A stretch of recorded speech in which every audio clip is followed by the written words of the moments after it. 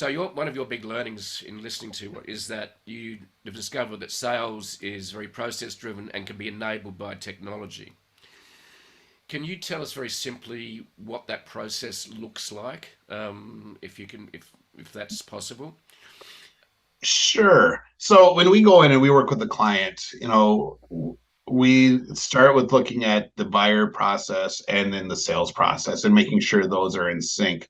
But then we start looking at for the automation piece, trying to find the steps in the sales process that are labor intensive for the salesperson or are redundant. And there's something that they have to do the exact same thing all the time for every client.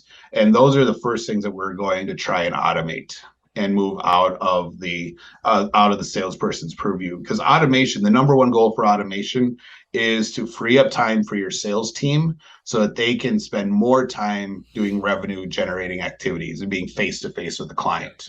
So first thing we're going to do is free up time so they can add to their pipeline. They can support more prospects in their funnel. And then we're going to start looking at the details for that process. So we're going to start looking at time that they prospect sales spends in each sales cycle.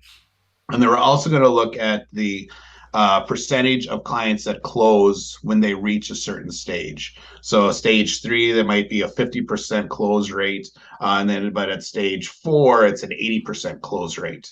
So we're going to try and figure out what's causing people to drop out of the funnel at those stages, so that we can now make that 50% into a 60%. Is there a piece of content we can send that's going to get them to say, "Ooh, let's get to this point," and continue the conversation. Yeah. So that's really the two things we look at in order: is how do we free up time, then how do we collapse the cycle time and make it smaller. Right. So, and salespeople are notoriously bad at detail. You're a bit of a different animal because you have that attention to detail and Yep. process. So, and that's a challenge, isn't it? With salespeople, they love the human interaction. They tend to be a bit messier, and they like the fun of the conversation and engagement. And but they're usually bad at the detailed piece. So, what you're saying is you really use tech to help fill in the gaps that salespeople are traditionally bad at. Yeah, it's really to, for me, we didn't have all this when I was doing the corporate sales thing at Nextel. So on Friday mornings, one of my tasks would be to look at all of my appointments from the few days prior and then send out the email hey, it was great to meet with you on Tuesday or Wednesday and, talk about your business and blah, blah, blah. Well, I would so not being paying attention to it because it was such a redundant task and repetitive that I would cut and paste from my Word document into my email, and I would forget to change a name.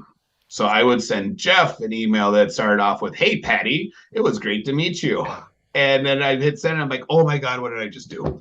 So automation is really designed to get rid of stuff like that. Yeah. Those repetitive tasks that take up time, data entry, all the things that salespeople hate, and give them time to do the stuff that they want to do, which is the prospecting, the talking to clients, the engagement stuff, where they actually make money for the company.